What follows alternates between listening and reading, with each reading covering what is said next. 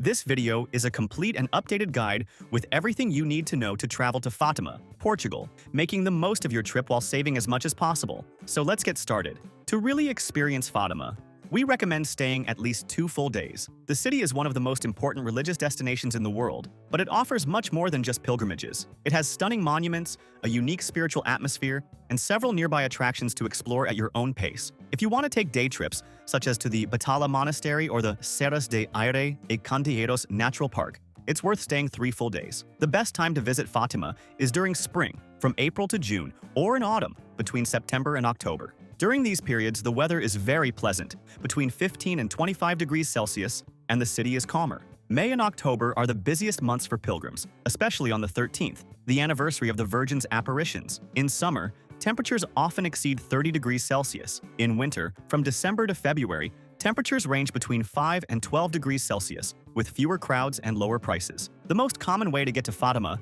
is from Lisbon, which is about 130 kilometers away. You can go by car, bus, or with a guided tour. The bus ride takes about an hour and a half and costs around 40 reais. The Fátima bus station is very close to the sanctuary, which makes everything easier. The best area to stay in Fátima is around the sanctuary, especially on Rua de Santo Antonio and Avenida Dom José Alves Correia da Silva. From there, everything is within walking distance. A 3-star hotel costs around 250 reais per night for 2 people. A well-located 4-star hotel costs about 350 reais. We created a personalized map showing exactly the best area to stay. Staying in this area, you can't go wrong. We'll leave the link to this map in the video description and in the first comment. We made it using the hotel booking site we always use, as it always offers the best prices. You can enter your travel dates and check all available hotel options. We'll also include links to the hotels where we've stayed ourselves. One is very affordable and well located, and another is more upscale but a bit pricier. Both are great. A very important tip to save on accommodation is to book early.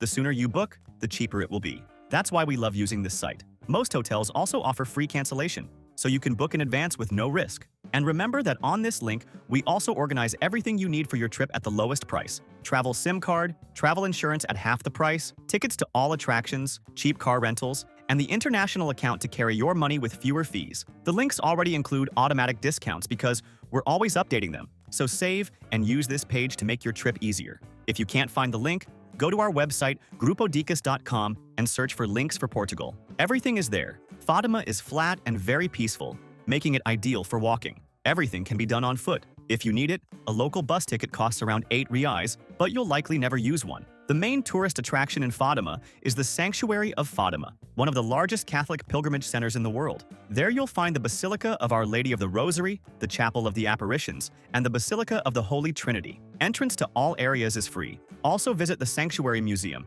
and the exhibition Fátima Light and Peace, which tells the story of the apparitions. Another unmissable experience is the Way of the Shepherds, a light trail that connects the sanctuary to the village of Aljustrel, where the 3 little shepherds were born. Along the way, you'll find the Stations of the Cross and the Hungarian Calvary, a very peaceful sight. In Aljustrel, you can visit the original homes of Lucia, Francisco, and Jacinta. Entrance is free, and in the link in the description, we'll leave the site where we buy all our tickets and tours. It's the biggest in the world and has practically everything: tickets, shows, tours, excursions, and airport transfers. We always find the best prices there, and you can pay in your local currency, saving even more on fees. Plus, they offer excellent free tours in many cities. When it comes to food, Fátima has great restaurants with excellent value for money. For a more upscale meal, Tia Alice restaurant is very well known and is located near the sanctuary. They serve regional dishes with a modern touch, and a full meal costs around 200 reais per person. Another great choice is O Convite, a more contemporary restaurant with main dishes starting at 150 reais. For budget options,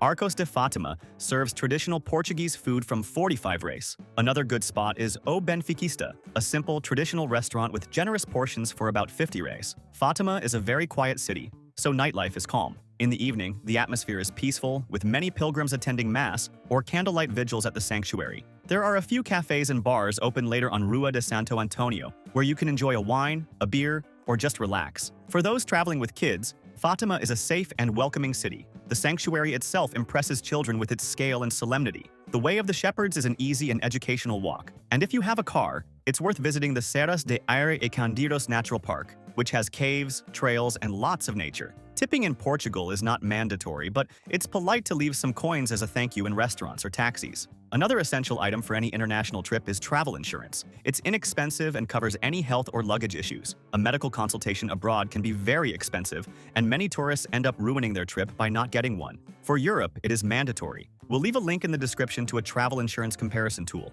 You'll find the lowest prices, often half of what you'd pay directly through insurers. It's really much cheaper. Another must-have is a SIM card for internet. To avoid wasting time looking for stores during your trip, the best solution is to buy it online in advance. We'll leave the link to the chip we always buy. You'll receive an email and install it directly on your phone. No need to receive a physical chip. Portugal uses the euro, and credit cards are widely accepted. To save even more, we recommend using an international digital account to carry your money. You can withdraw cash at any ATM, pay much lower fees than using a credit card, and get a much better exchange rate. We'll leave the link to open that account in the description. For day trips from Fátima, we recommend visiting the Batalha Monastery, just 20 minutes away and a UNESCO World Heritage Site. Another great option is the Alcobaça Monastery, about 40 minutes away and equally stunning. If you're driving, you can also visit Nazaré, famous for its giant waves and one of the most scenic viewpoints on the Portuguese coast. If you enjoyed this video, like it and subscribe to the channel to keep traveling more and better around the world. Thank you very much and have a great trip.